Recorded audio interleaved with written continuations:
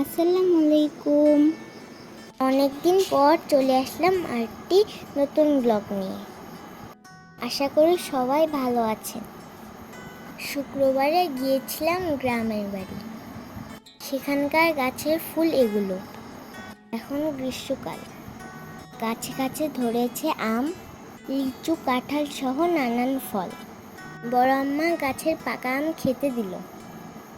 আম খেয়ে বাবার সাথে যাচ্ছি ভুট্টার জমিতে।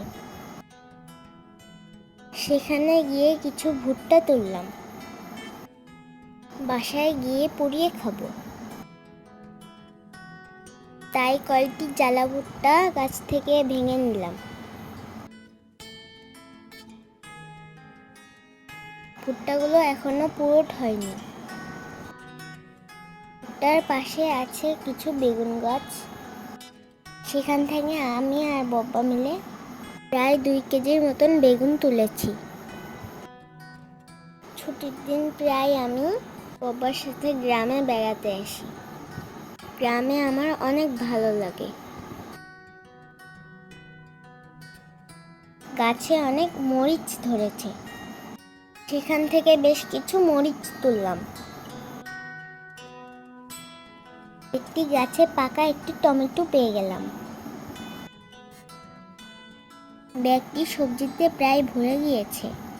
এর পাশে ধান আর ভুট্টার খেতে ভরা। সবজি তোলার পর বাসায় আসলাম। গাছ থেকে কিছু পাকা বেল পারলো। এরপর হঠাৎ বৃষ্টি শুরু হয়। বৃষ্টিতে একটু ভিজলাম। দুপুরে আরেক বাবার বাসায় খাবার খেতে গেলাম।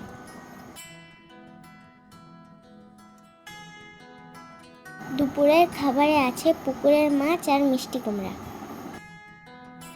বাহিরে তখনও অনেক বৃষ্টি হচ্ছিল। এত বৃষ্টিতে পুকুর পানিতে ভরে গিয়েছে। বৃষ্টির মাঝেই ছাতা নিয়ে এই বাসায় চলে আসলাম।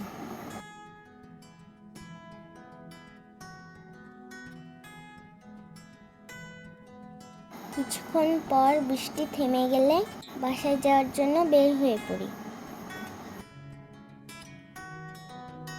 রাস্তায় অনেক কাদা থাকায় হেঁটে হেঁটে পাকা রাস্তা পর্যন্ত যাই।